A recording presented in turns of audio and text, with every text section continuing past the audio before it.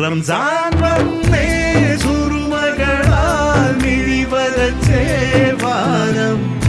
റംസാൻ വന്നേ പ്രിയരണഞ്ഞേ തുടുതുടുത്തേ ലോകം. ഇത് ഒരു കൺഫ്യൂഷൻ ഉണ്ട്. കാരണം ആരാണ് ഇതിന്റെ രണ്ട് സംഗീത സംവിധായകരാണ്, ആരാണ് ഇതിന്റെ സൃഷ്ടാവ് അല്ലേ? ഇപ്പൊ ഈ ഏത് പാട്ടെടുത്താലും റൈറ്റ്സ് ആണ്.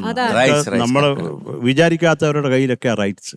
എന്റെ ക്ഷണക്കത്തിലെ പാട്ടുകളുടെയൊക്കെ റൈറ്റ്സ് ഇപ്പൊ ഒരു അറബിയുടെ കയ്യിലാണ്. അപ്പൊ അതുകൊണ്ട് അങ്ങനെ റിസ്ക് എടുക്കണ്ടെന്ന് ഞാൻ സതീഷിന്റെ അടുത്ത് സതീഷെ ഞാനൊരു പാട്ടുണ്ടാക്കാം. അപ്പൊ സാറ് എഴുതിക്കാൻ ആളിൽ ഞാൻ പറഞ്ഞു അത് ഞാൻ നോക്കിക്കോളാം പറഞ്ഞിട്ട് ഞാനിത് ഉടനെ തന്നെ ഒരു ട്യൂൺ പാടി നമ്മുടെ എഞ്ചിനീയറിന് അയച്ചു കൊടുത്തു. മൊബൈലിൽ തന്നെ റെക്കോർഡിംഗ് എഞ്ചിനീയറിന് അയച്ചു കൊടുത്തു. ഇപ്പം തന്നെ അയച്ചു കൊടുത്തു.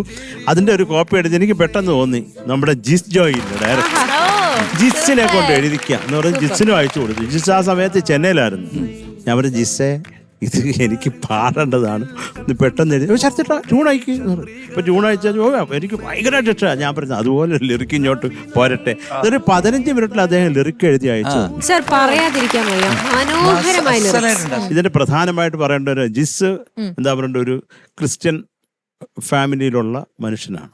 കമ്പോസ് ചെയ്തത് ഒരു ഹിന്ദുവാണ്. ഇത് പാടിയത് ഒരു മുസ്ലിമും ഒരു ഹിന്ദുവും ചേർന്ന്. ഇതിൽ കൂടുതൽ മതമൈത്രി വേറെ എവിടെ? ഇതാണ് യഥാർത്ഥ മതമൈത്രി. എവിടെ?